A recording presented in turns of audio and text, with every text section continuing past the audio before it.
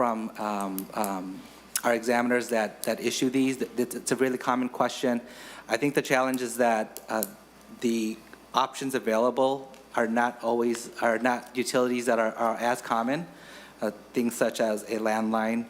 And so I think that having this as an additional qualifier is just an option for individuals to prove residency. The address would still have to align.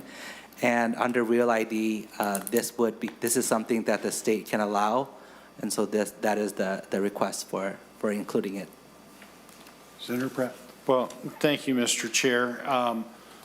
And I understand, Mr. Zhang, that things like landlines are less prevalent than they are today.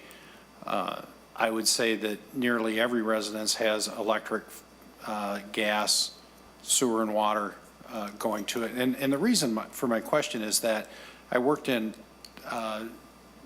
fraud prevention for a couple of large financial service industries here in the city. And one of the biggest areas of fraud was we found fraudulent utility bills of somebody trying to say, nope, this is my address, this is where I lived. And we actually found out that the bills were fraudulent. They were counterfeit or mocked up in some way, shape, or form. It's not a real reliable way to begin with. And now when we look at the technology of not actually having to have a wire to a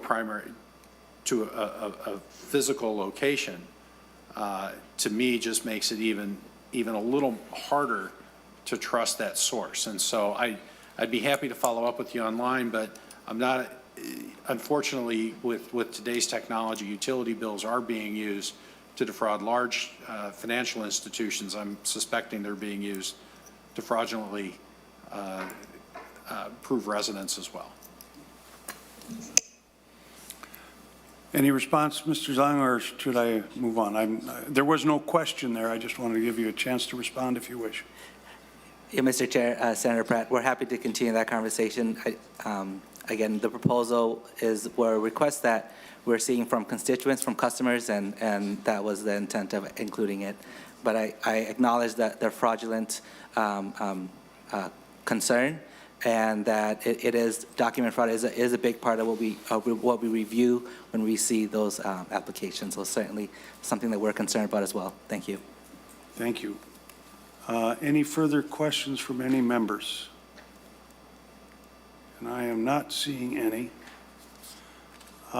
Senator Coleman, any final comments on your bill before we lay it over?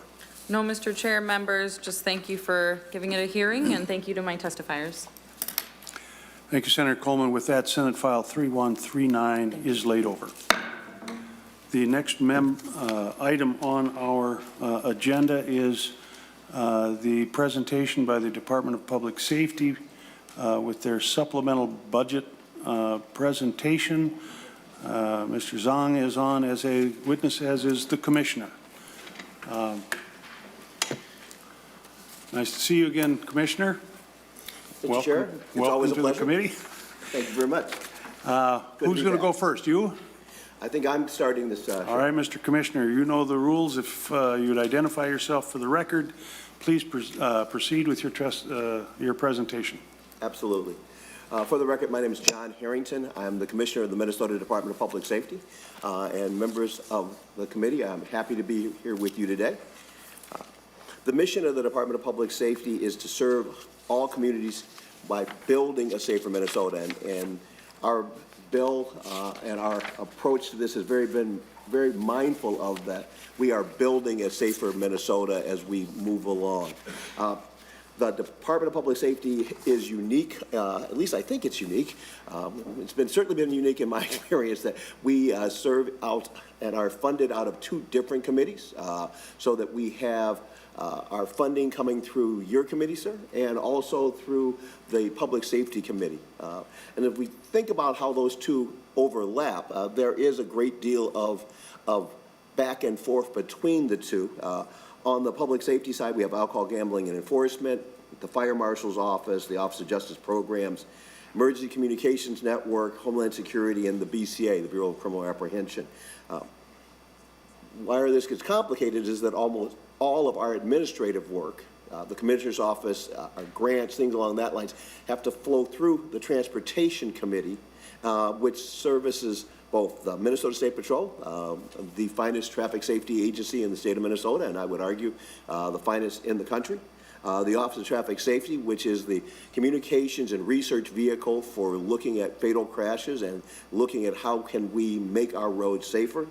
Driver and Vehicle Services, which is the DVS program where we license and register and also license drivers. The Office of Pipeline Safety, and then administration and related services are also there. So that is an overview of our department. It's a department that has a rather broad mission, and a mission that oftentimes we seem to get things added to us.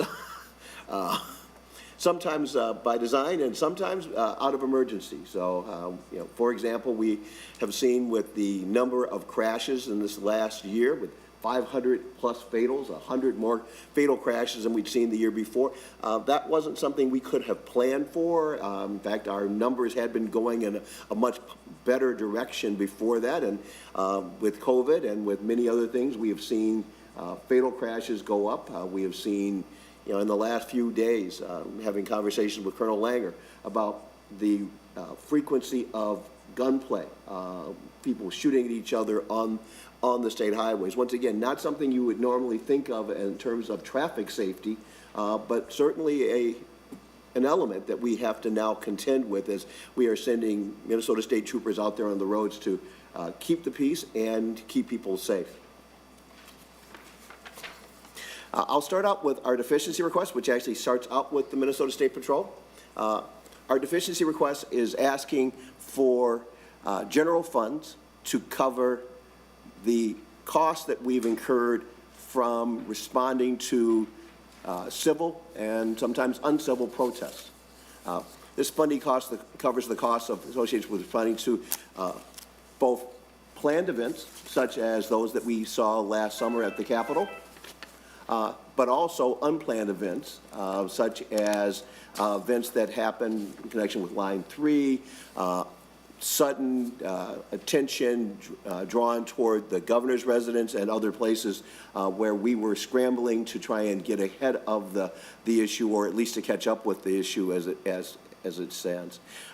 The request in this case is $1.89 million for fiscal year 22, and that is funding that will then allow the State Patrol to continue to operate as it's been planned.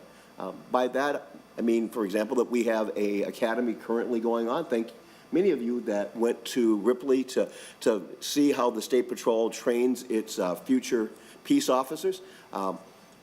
We have funding for a certain number of troopers over the course of a year. If we were not able to get the deficiency funded, that would erode the number of troopers that we would have, that we could hire and that we could train. And so we believe it's very important for us to do that. The patrol does not have a budget to cover these costs, and one piece in particular I think that should be noted is that of this deficiency request, $350,000 of the deficiency request would be used to reimburse the state trunk highway fund for dollars that would have been used to cover costs of responding to these protests.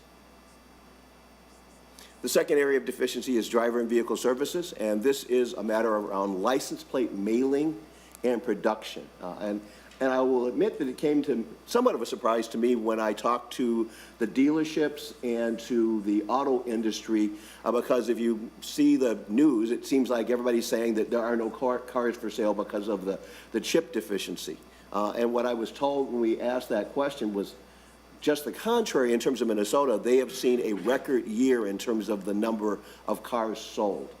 People are turning in their used cars, people are turning in their leases, and those cars are being resold at a much higher rate than we had seen in the past. With that increase in car sales has caused an increase in requests for license plate production. Now, so we are now seeing additional requests for license plates to be produced, but at the same time that happened, partly because of COVID and partly just I think this is the millennial age that we're in, instead of going to a dealership or necessarily going to a deputy register to request the plates, they're going online. to request the plates. Well, whereas if you had gone to a deputy register, we would have sent 100 plates to a deputy register to fulfill their needs. There's a bulk shipping cost of sending them all to that one deputy register. Now, instead of that, we are sending them to 100 different addresses. So we now are incurring mailing costs for the individual mailing of plates to people, at the same time that we're incurring additional costs because we're producing additional plates. In this case, there is already a fund that supports this, so thank you for providing the fee structure that provides money to the vehicle services operating account. And so in this case, our deficiency request is requesting permission for $3,925,000 to be transferred or allow us to access that money so that we can pay for the additional production costs through MNCOR and so that we can pay for the additional mailing costs for this.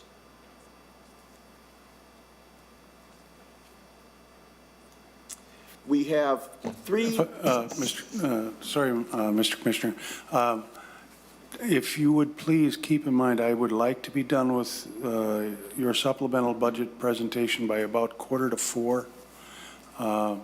And I notice you got about 6 more items to go through, so I'm just trying to leave a little bit of time at the end for questions. Thank you, Mr. Commissioner. Absolutely. I can speed this up or slow it down, depending on at the pleasure of the chair. So we have 3 administered programs that DPS is seeking to have funding for. The first is one that you've heard me talk about before, which is the body-worn camera reimbursement program. It is my opinion, having been a peace officer for over 40 years, that in this day and age, body cams are the equivalent of bulletproof vests in terms of providing safety for the officer and at the same time providing chiefs of police the accountability they can use to make sure they can take corrective action if officers stray in a bad direction.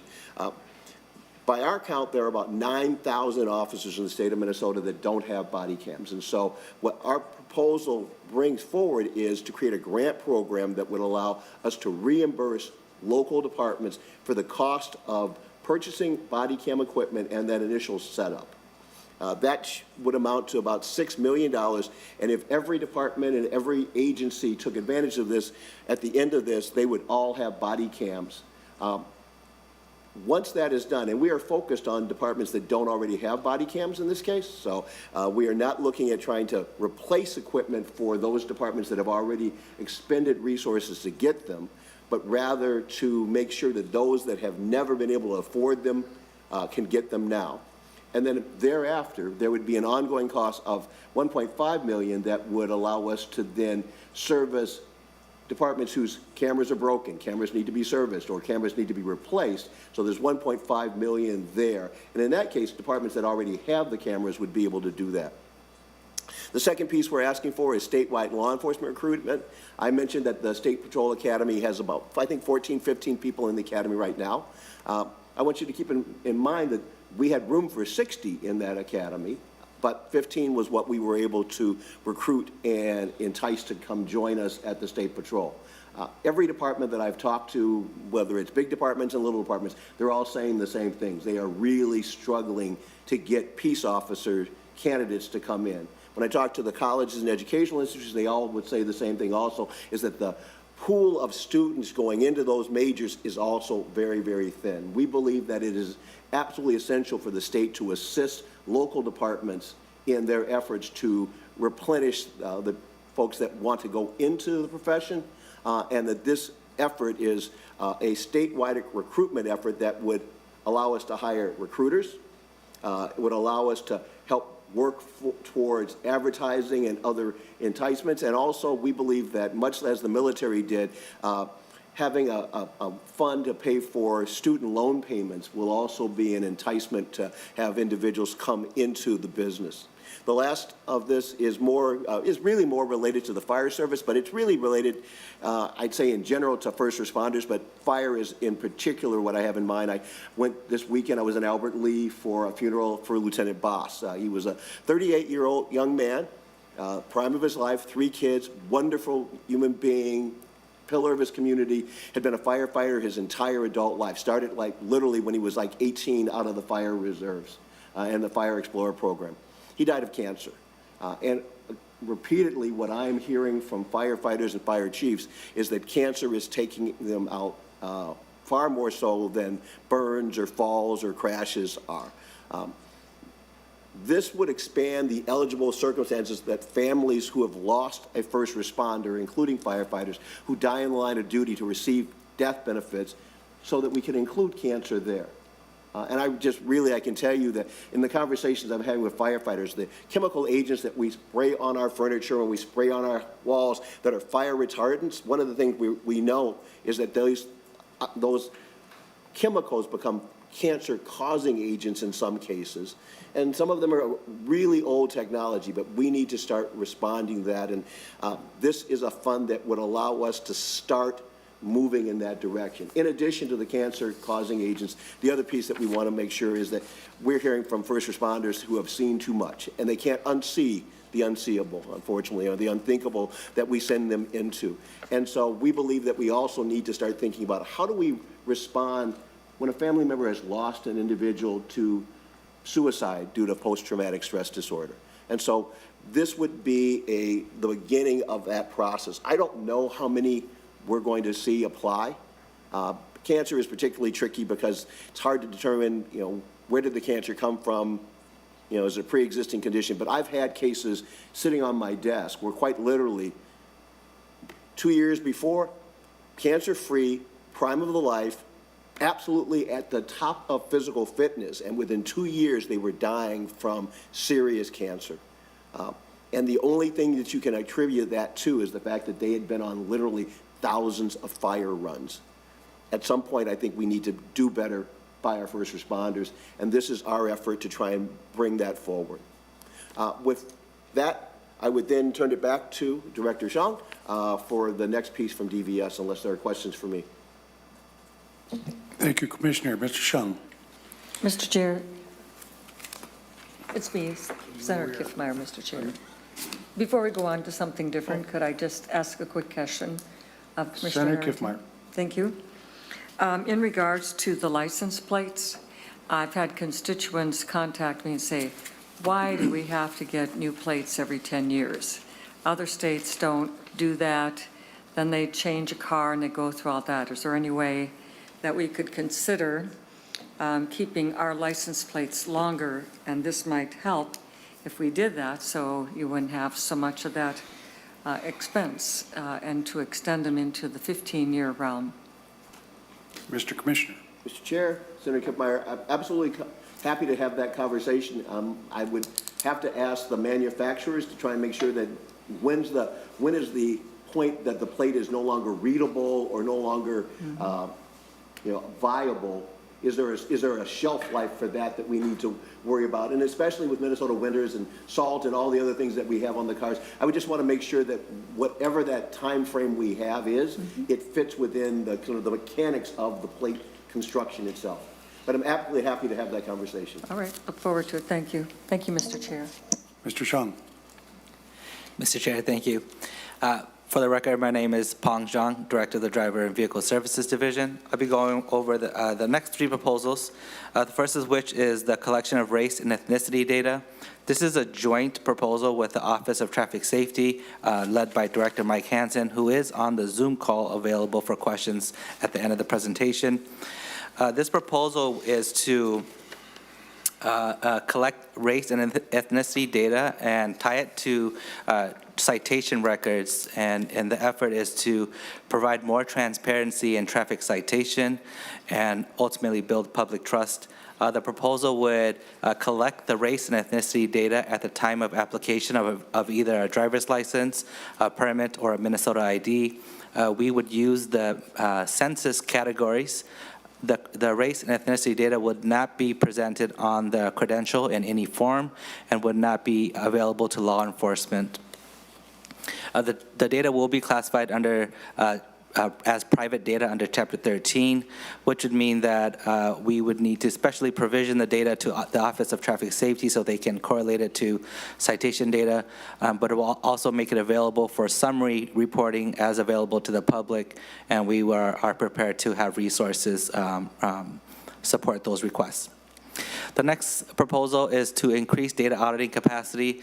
DVS is responsible for ensuring that all users of MinDrive are accessing or appropriately accessing data in MinDrive, which is highly sensitive information about all of Minnesotans. Currently, there's only one position that supports all the audits. Each of these audits are very iterative. While we identify potential misuse, the iterative process working directly with individuals and their related parties to identify whether misuse occur or didn't occur, and ensure that, again, we are protecting the data. We're requesting 2 additional positions to support that work. And the third proposal is to install cameras at 24 locations and include the monitoring and management of these systems. As we're seeing across the entire service industry, there is an uptick in aggressive and violent behavior, and we believe that these cameras will not only deter or help and aid in deterring that behavior, but also provide evidence for pursuit after the fact. This proposal also includes $100,000 of reimbursement for deputy registrars who are experiencing the same customer behavior. It would be for up to $5,000 at 50% of the costs. And with that, Mr. Chair, I'd like to have Fire Marshal Jim Smith recognized to continue the presentation. Mr. Smith, are you online? I am, Mr. Chair. Yeah, I see you now. Please identify yourself for the record, with whom you are associated, and please proceed with your testimony. Thank you, Mr. Chair. My name is Jim Smith. I am the State Fire Marshal. I also assume the role of Director of Office of Pipeline Safety. I have basically one item that I'm bringing forward to the committee with one tale. You will note that in respect to the first bullet, we are requesting the removal of the civil penalty amounts as defined in Minnesota State Statutes 29F and 299J, 299F and 299J, and allow an increase in the pipeline safety civil penalty amounts to reflect the current federal pipeline safety provisions as noted in Title 49 CFR Part 190. The background for this proposal is that the current state language puts a cap on the civil penalty provisions at $100,000 for each violation for each day the violation persists, with a maximum civil penalty reaching a maximum of $1 million. MinOps has received multiple notices from the Pipeline and Hazardous Materials Safety Administration, or PHMSA, that current Minnesota civil penalty provisions are not in compliance with the current underground natural gas storage grant guidelines. So the civil penalties in the federal agency, they tie into the grant guidelines. MinOps pretty much runs wholly on grant subsidies from the federal government. PHMSA's notified us that, quote unquote, continued failure to correct the above items will result in a loss of grant funding. They have issued this advisory in 2019, 2020, and 2021. We've been able to hold them at bay with the understanding that, one, the civil penalties currently are in state statute and they are not that easy to change. It takes a session to do a change of civil penalty amounts, and two, that I would bring these issues forward to the state legislature. So the proposed language would be to create language that automatically adopts the federal Title 49 CFR Part 190 provisions, which currently state civil penalties may not exceed $225,134 for each violation for each day, with a maximum civil penalty not to exceed $2.25 million. The initial penalty amount started out at $200,000 and $2 million, but PHMSA also injects inflationary costs, and so those amounts go up, which is the primary reason we would like to get away from specifying a dollar amount to make it, the language just state that we are going to follow the federal provisions. And then the second bullet item shows that the maximum fine amount is probably not going to create a fiscal impact, because for the past 30 years, we've never really done a civil penalty over $75,000, and any civil penalty monies go into the general account, so there's no financial gain for MinOps or anything like that. With that being said, Mr. Chair, I would stand for questions. Thank you, Mr. Smith. Anything further, Mr. Commissioner? No, sir. Mr. Chairman, pleasure to be here.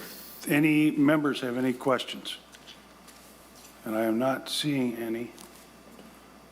Okay, there are no member questions. Thank you, Mr. Commissioner. Thank you, Mr. Zong, for coming in.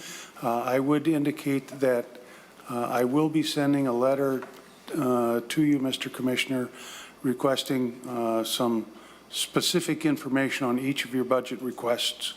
And I would anticipate you'd get that in the next week or so, just to answer some of the more detailed questions that I would have on your budget request. We look forward to getting your Very correspondence, good. and we'll respond as appropriate. Thank you for coming in. Next matter on the agenda is the Metropolitan Council supplemental budget presentation by Mr. Zelli.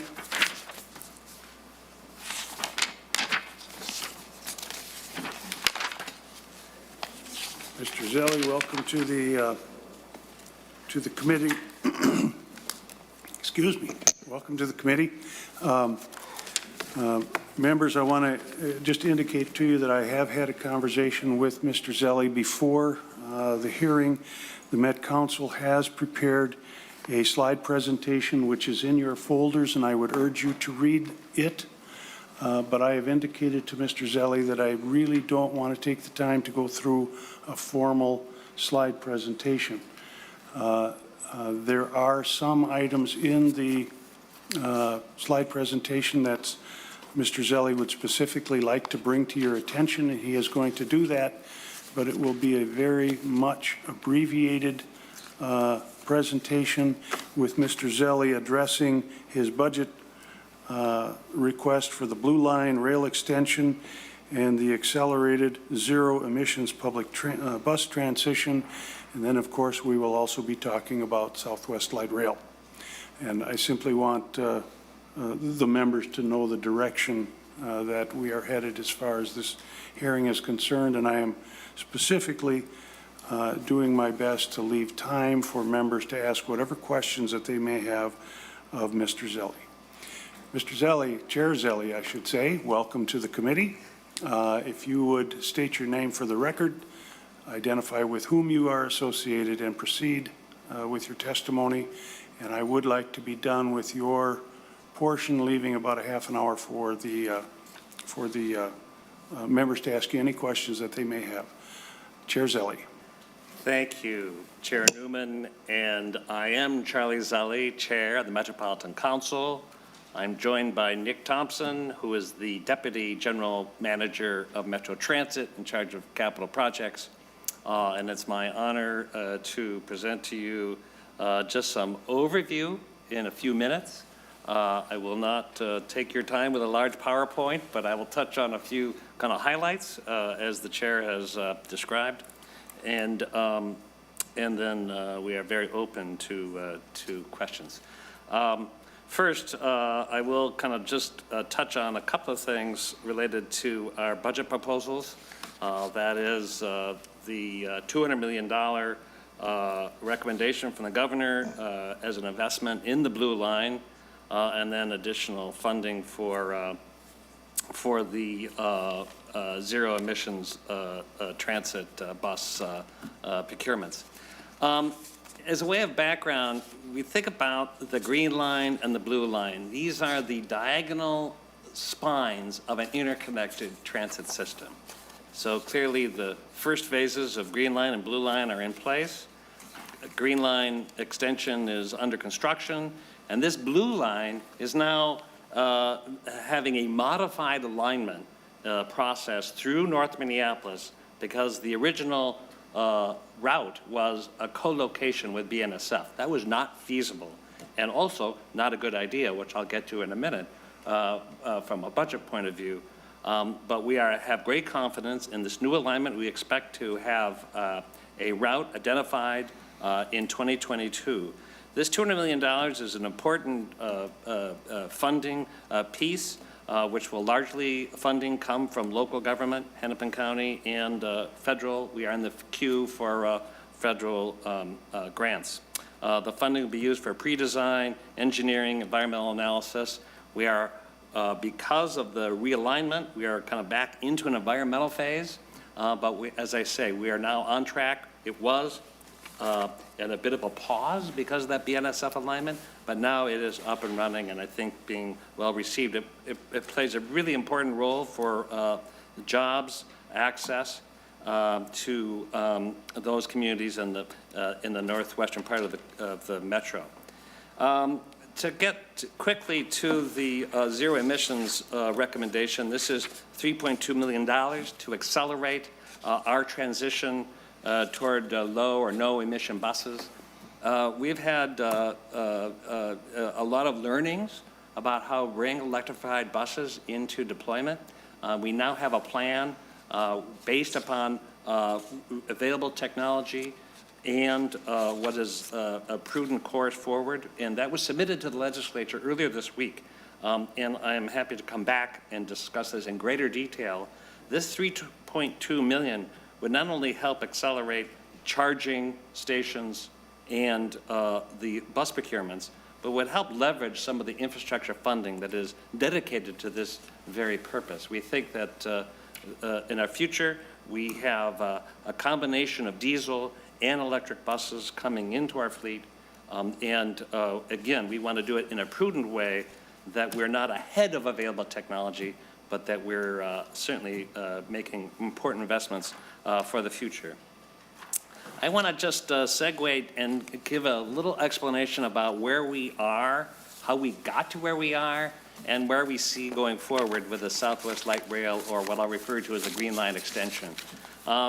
Just as a review, again, a very important spine to this interconnected transit system, the 14.5 miles from Minneapolis to Eden Prairie covers 5 communities. Important note, if you look at this map, that it is not a commuter express service. This is not something that is duplicating Southwest Transit, for instance. It is an interconnected, many stations along the way, every one of them with development that's also underway. But it is both everyday commutes within these communities, and it is an important connection for the viability, economic development of this part of the metro. Most important point that you will see in the PowerPoint, if you go through it, is how long this transitway was under development. In the early 80s, there was early community interest planning. In fact, 1984 is when Hennepin County bought the railroad line through the Kenilworth Trail. Now, 1984 to me, and maybe some of you, seems like just the other day, but I can't believe that was nearly 40 years ago that that kind of advanced work was done to identify a transit corridor through all the way to Eden Prairie. The actual decision to become light rail was advanced through a number of decision-making planning processes where Hennepin County led an alternatives analysis, and we looked at bus alternatives, LRT, 8 different routings for LRT, 2 bus rapid transit alternatives. So that was both a technical and a community-based decision-making. It wasn't until 2011 that the Federal Transit Administration advanced the project into engineering. And it was 2012 that Metropolitan Council took over the project at about a 1 or 2% engineering phase. So when you take over a project with a defined LRT mode and a defined locally preferred routing, there's a lot of issues to be resolved. One of the biggest was the location of the freight rail TCW line. Back in that, when the early analysis came, there was a agreement, a handshake agreement, that freight rail was going to be routed through St. Louis Park. Sadly, that was never codified, never planned, never engineered. So when it came time for the Met Council to take over the project, we were directed by the Federal Transit Administration to include freight rail in the project. More studies, and as commissioner of the the Minnesota Department of Transportation and the Dayton administration, I certainly witnessed the studies of the feasibility of routing this freight rail through St. Louis Park.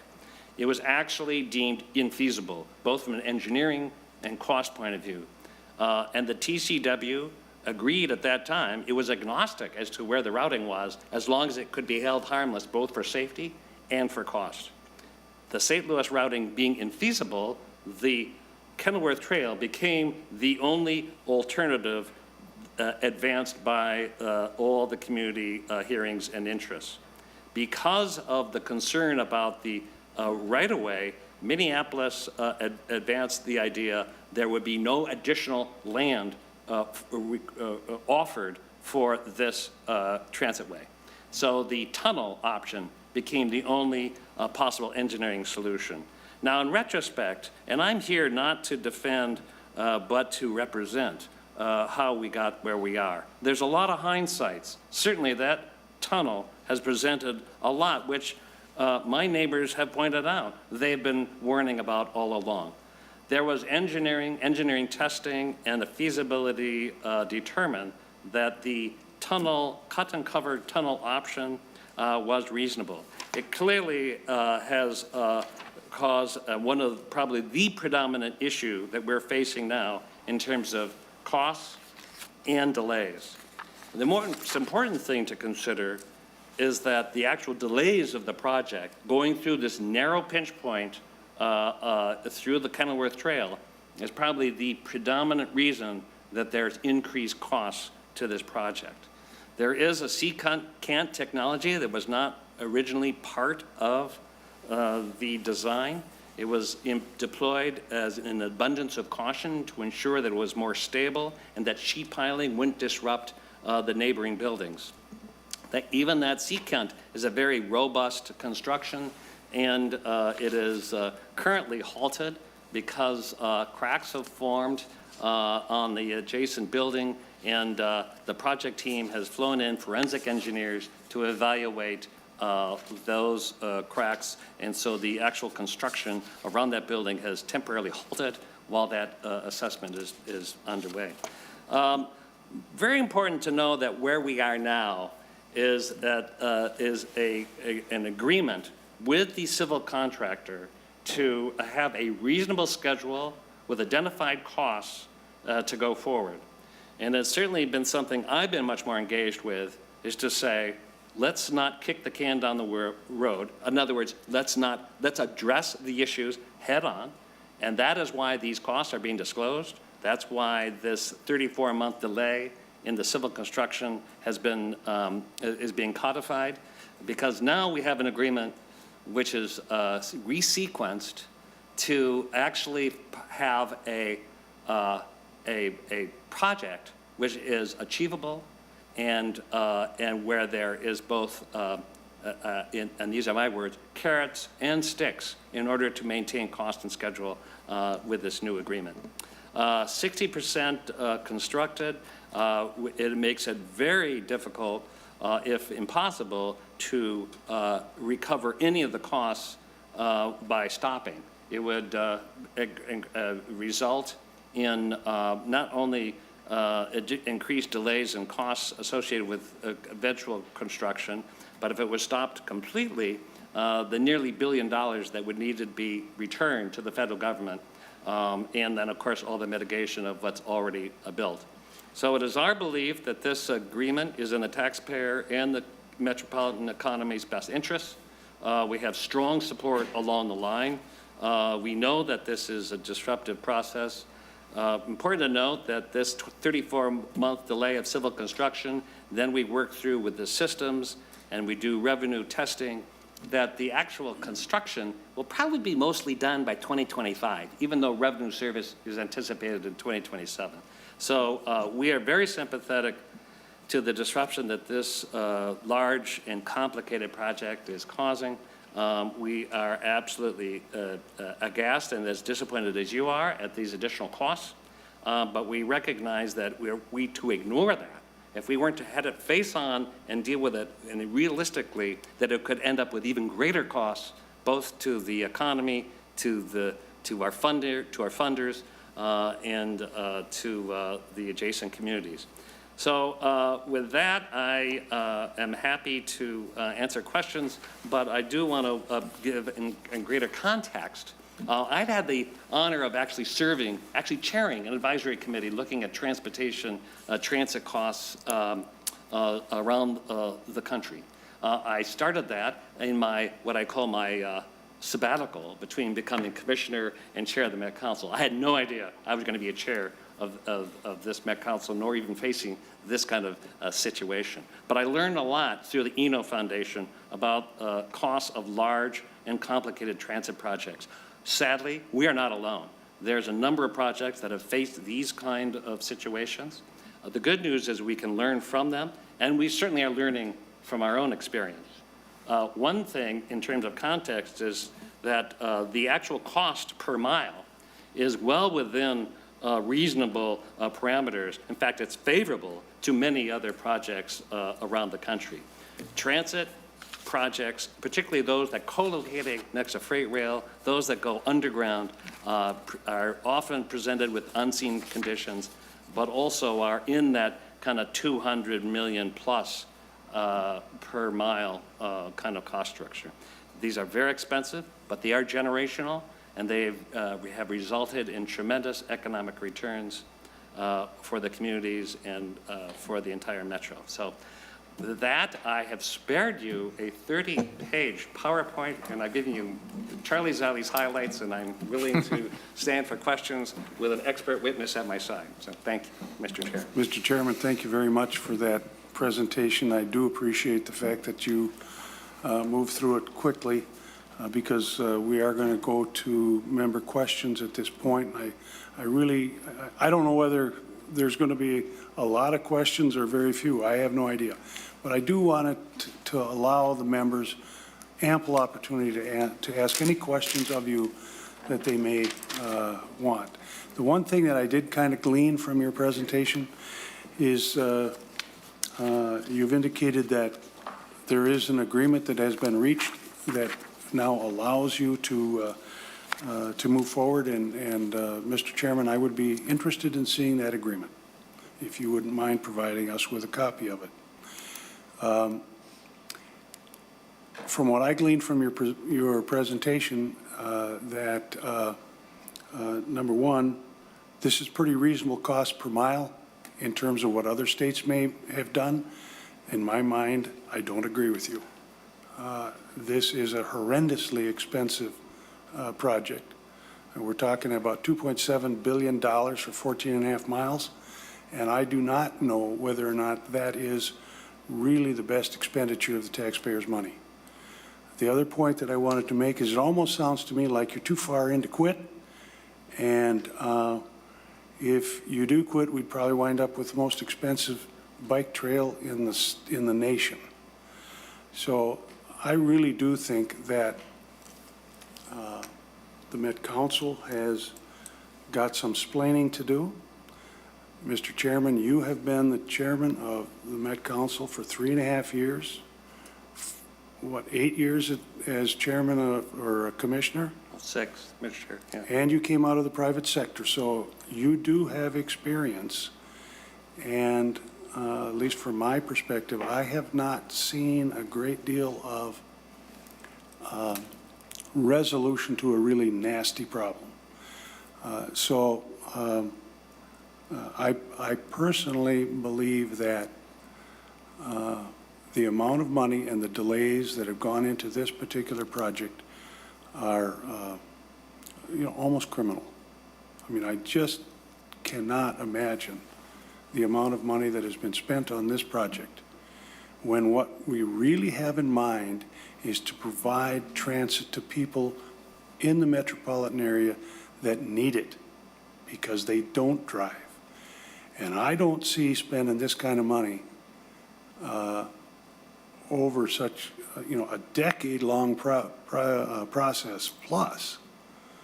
I don't see where it's really serving the public well at all.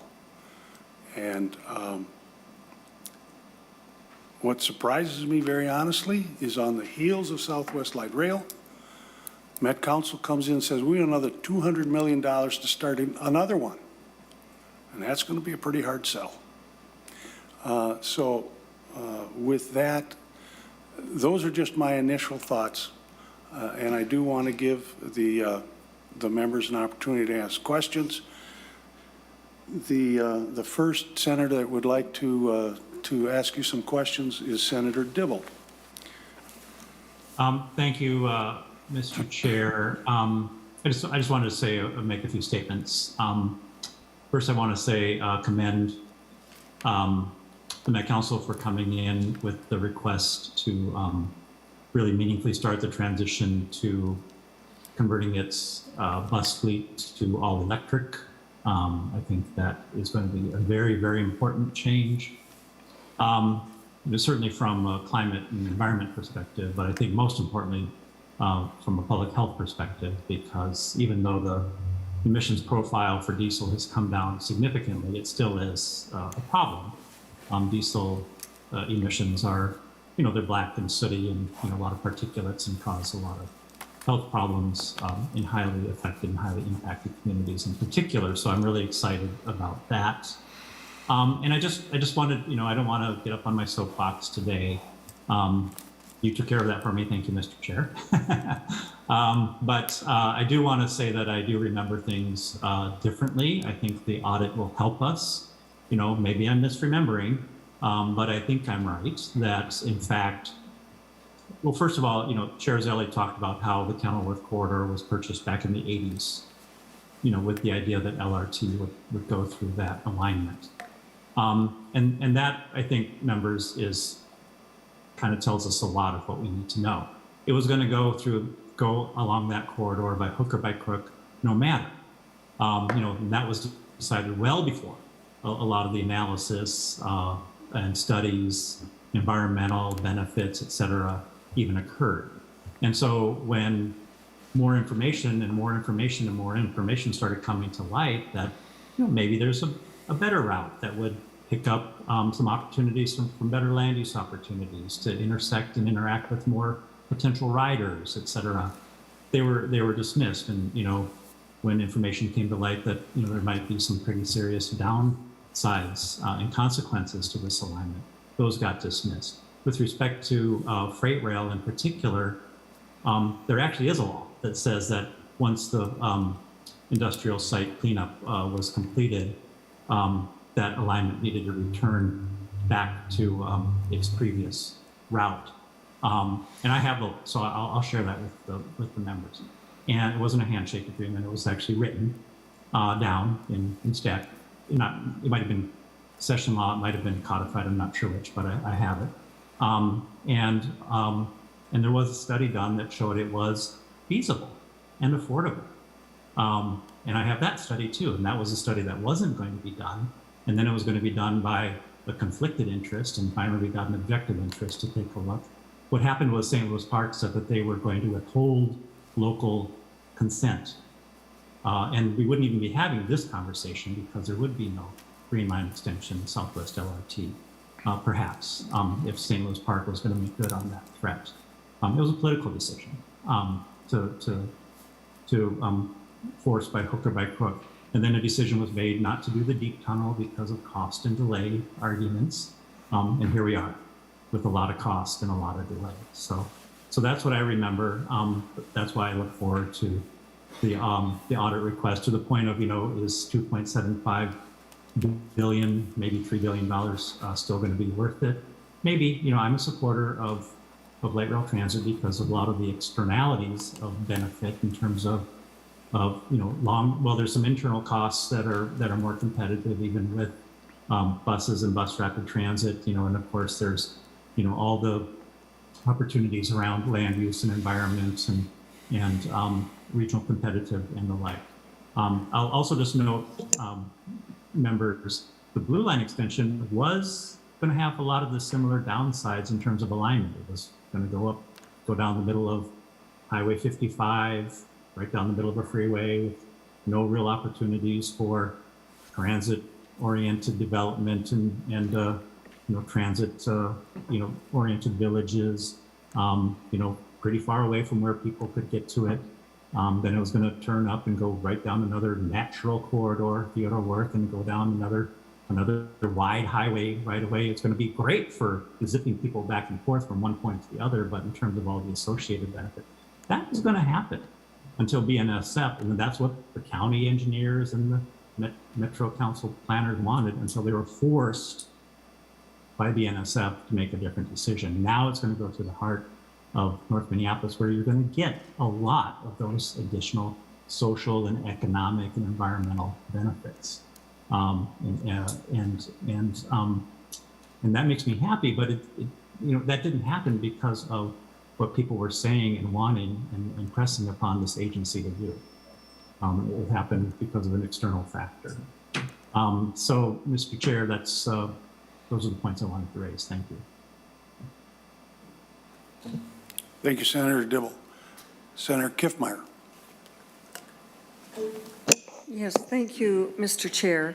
I think the biggest thing for me is recognizing the amount of money that is being spent here and all the issues with it, and I'm sympathetic to what Senator Dibble has talked about as well, and even a new one. But I look at this, Commissioner, and I think, my goodness, how many bus rapid transit corridors could we do and could have had in place before now? Bus rapid transit is flexible, cost-effective. There's success with it on several other corridors. There's a desire for it. People actually want it. So how many bus rapid transit corridors could you do instead of going on with these light rail type things that have they take so long? I mean, billions of dollars. I think, you know, what is the price of a mile in bus rapid transit? What is the price of a mile in light rail? Mr. Chairman. Mr. Chair, Senator Kiffmeyer, I think that the point of it being a very expensive, you know, structure is certainly accurate. It is extraordinary. And I would actually say Senator Newman's saying he disagrees with being reasonable. I'm not actually, I guess I should say, you know, what is reasonable? The fact is that there's a return on the investment. There's a return on ABRT, absolutely.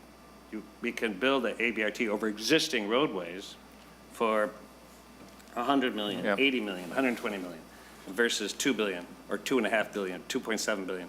Or three? But, you know, I've learned in my 40 years managing transportation that you don't measure capital costs on a one-year basis. You measure it how it's amortized over time, and then the resulting return that comes from it.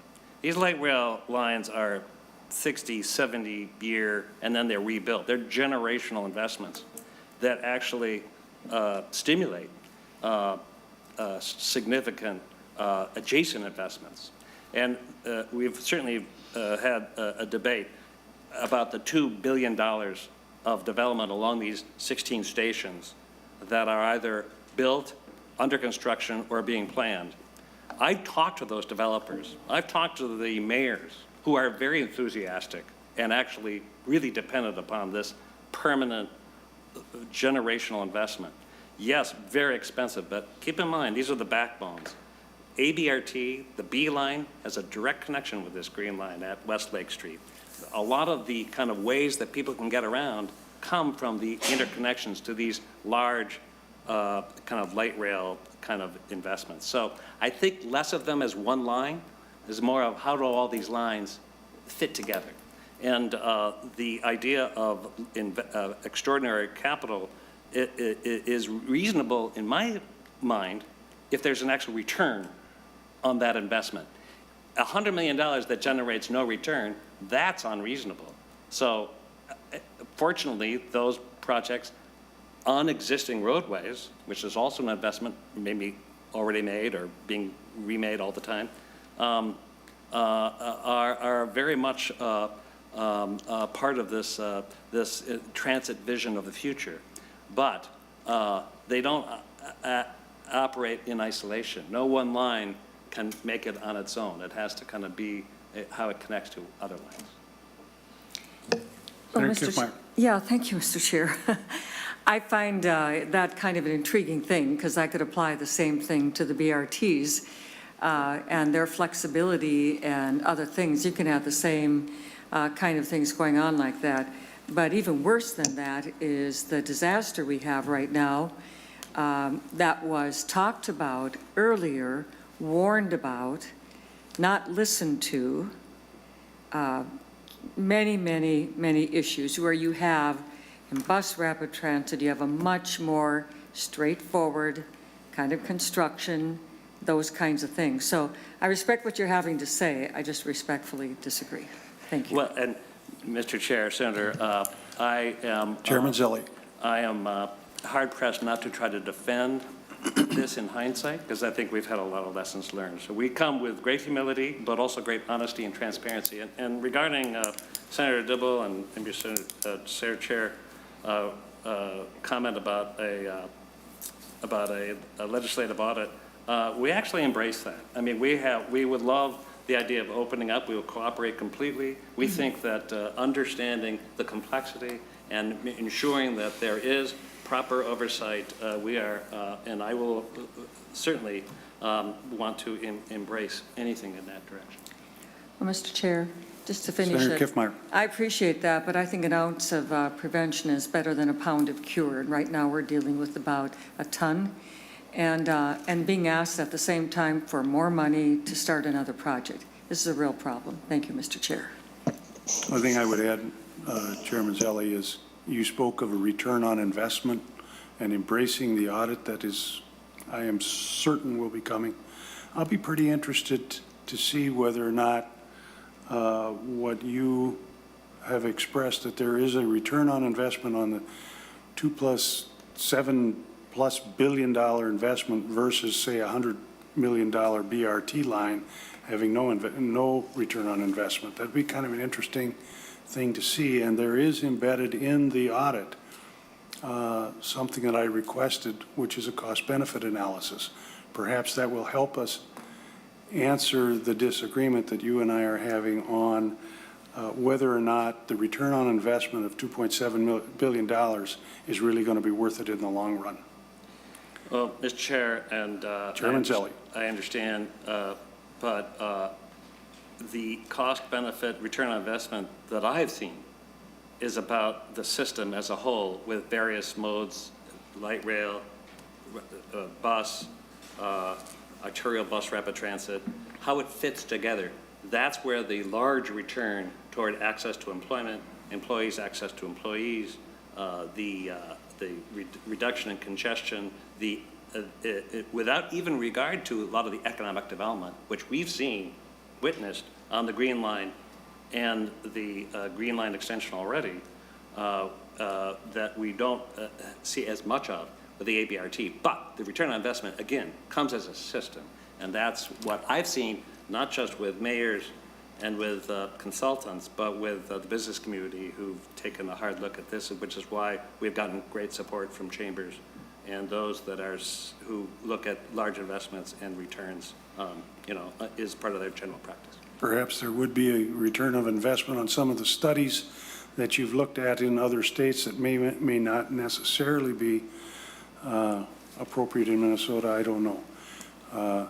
And one of the things that we continually hear is, the economic development and spending the kind of money that is being spent on this project, I really do have severe reservations as to whether you're ever going to recoup that money. The other lines that you're referring to cost about $1 billion.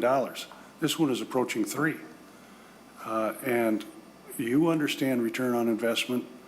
I am just doubtful that the money could have been spent better in terms of providing transit, economic development, and the types of things that you're talking about by not proceeding with this. It's almost as though the Met Council is refusing to admit that perhaps there was an error and we're going to go forward no matter what. And I kind of get that feeling sometimes. So Senator Osmick wants to ask you a question. Thank you, Mr. Chair. A couple comments and then some questions for you, Mr. Zelli. Or, I'm sorry, Commissioner Zelli.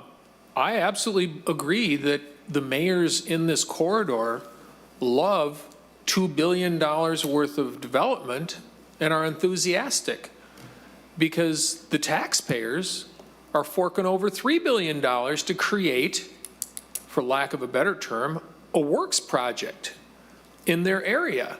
And there's no mayor alive that wouldn't like to have that level of money coming from someplace else to increase the land values on their property. So it only makes sense. I've never said mayors are necessarily stupid, but in the same respect, that's $3 billion worth of money coming out of the taxpayer's wallet someplace to make this happen. And I've said this before and I'll say it again. The economic development that is happening around this line in many ways is displaced from where it would have organically occurred within the metropolitan area. And we have had that testimony in previous iterations of this transportation committee where that has been put on the record. And I believe it to be completely true. If we hadn't built this, it would have happened someplace else, be it Burnsville, Lakeville, Egan, Maple Grove. These things would have happened because builders are looking for places to build houses, to build apartments. And all you did was create a $3 billion magnet to put them in one spot. Mayors like that. I get that. Question for you. We do know that approximately $1 billion was sent over to us by the folks in Washington, D.C. Did the Met Council even ask if it was possible for us to get a waiver on that money, finding out how many problems we had with this particular extension, finding out all of the conditions that we didn't know about before we started this? Is there been any action or any work done with the federal government to say, listen, if we decide to abandon this or turn it into a bus rapid transit or a bikeway or a trail or a garden or something like that, has the Met Council even asked that question from the federal government? Chair Zelli. Thank you, Mr. Chair. Senator, first, and I will say just one quick thing, and we can certainly revisit it later. Since initially talking to you, I've actually talked to developers who have said to me, actually, we're not building these projects except for next to a transit corridor. So I actually think that there's evidence that would suggest that this isn't going to be development that would happen anywhere. I think it actually is, and I have been convinced by the Urban Land Institute and by the developers themselves that they're there specifically building this project, and they wouldn't if it wasn't for these characteristics along a large transitway. But I invite additional scrutiny. Regarding the flexibility to convert it to a busway after it's been designed, you go through different segments, different stages along the way, which I referred you to the PowerPoint that describes how a alternative is chosen, how the review is done by the Federal Transit Administration. In every step of the way, they're very involved, they're still involved, and there isn't the kind of flexibility to kind of switch total redesign. I'm not saying that that's not possible, but it is a very significant shift once you're into the engineering. But I will defer to the capital expert here to answer that. Mr. Chair, Senator, for the record Mr. again. Thompson. Nick Thompson, Metro Transit. So FTA has expressed to us over and over again, they want to see this project finished. They invested in this project and they see the value in the project. So that has been their stance that they've talked to us about. You know, right now, these projects nationally that are facing challenges like ours with the new infrastructure bill, there might be more opportunity for federal funding to come to this project and to change the federal mix, but they've expressed to us that this is the right project. It's went through a process to develop the best alternative here, and you know their investment supports the alternative that's being built, is how they phrased it to us. Senator Osmek. So, thank you, Mr. Chair.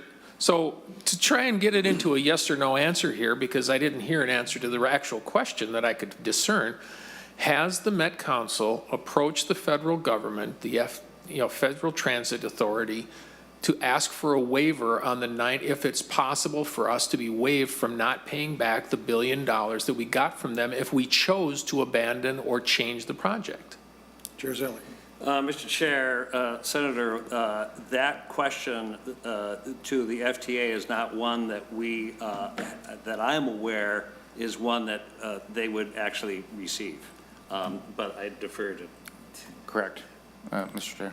We have not asked that question for this Chair project. Zelli, the question wasn't whether or not the federal government would accept the question. The question is whether or not you made it. Mr. Chair, we did not ask a question that we were not ever seeing as an opportunity to ask. Thank you, Mr. Chairman.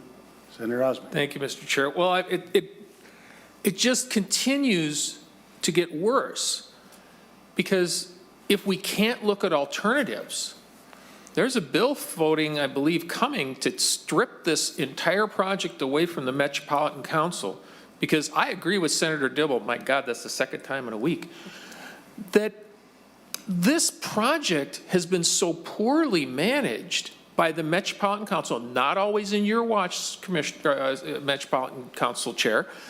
This project has been so completely mismanaged that we, as the legislature, I don't know if we can trust that it's going to actually take place, much less take place in a reasonable fashion. It'll go over $3 billion. So I would suggest to you, Commissioners, to Chair Zelli, I keep thinking of you of your previous role. Appreciate that. You might want to ask that question, because they may not want to listen and they may say no, but if you don't ask the question, we're not doing our job from a legitimate standpoint of a public project that has gone off the rails, pun intended. So another question, and then I'll leave it to my other colleagues to speak. You know, you talk about lessons, learn from our lessons. We're learning everything as we go. This is why I get frustrated.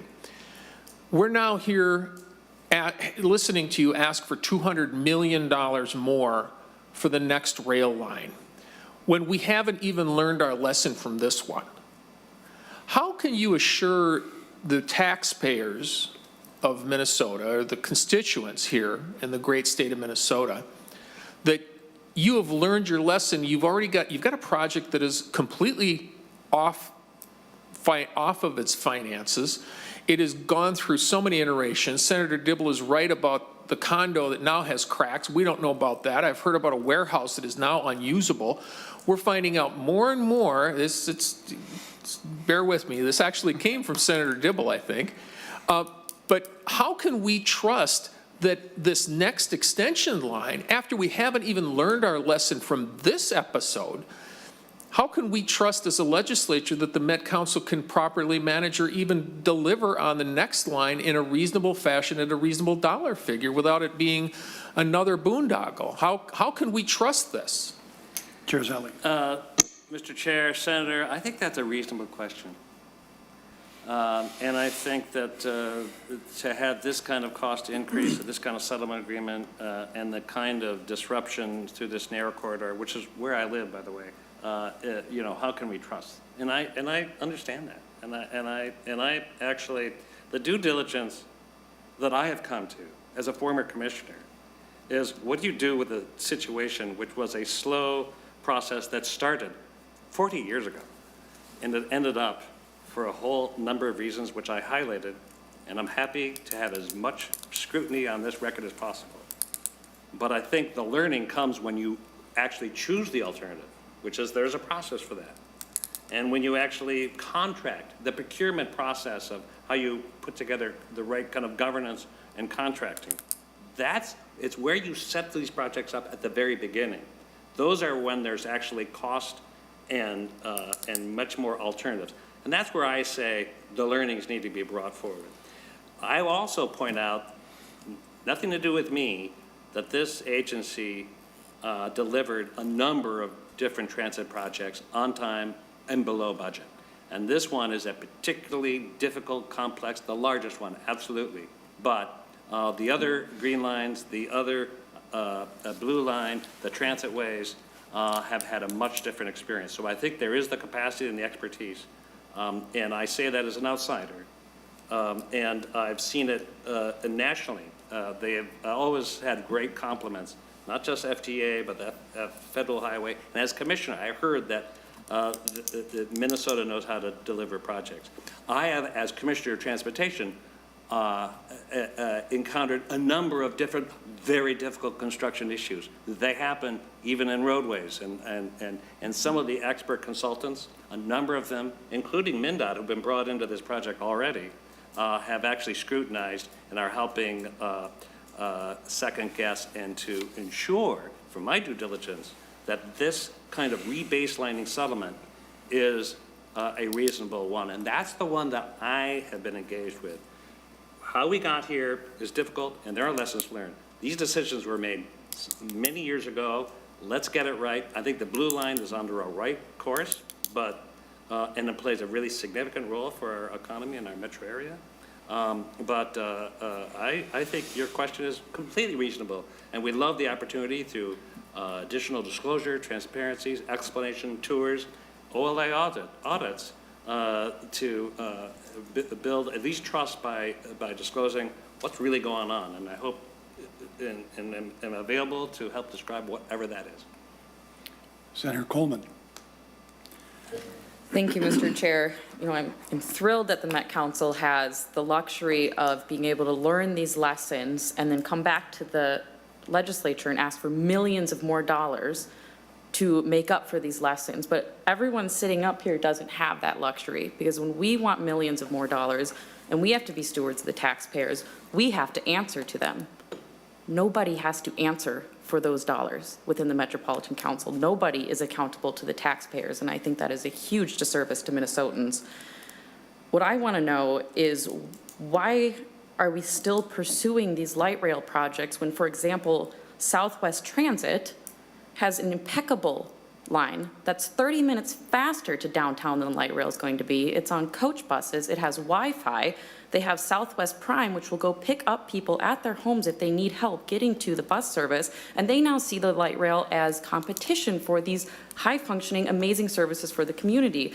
If we are to be stewards of the taxpayers, whom we actually have to answer to, shouldn't we be investing these dollars into local communities to do these routes which are less disruptive to the environment? They're easier to cater to the unique needs of each community, and they're easier to change as communities grow and change. Aren't those a better use of tax dollars? Chair Zelli. Mr. Chair, Senator Coleman, the Southwest Transit, as I mentioned, is an express route. It runs right from Eden Prairie directly to downtown. The Green Line extension is not it goes to those same endpoints, but there's 16 stations. It goes every 10 minutes all day long. It's not just a morning commute and an afternoon commute. It is a very different kind of transportation service.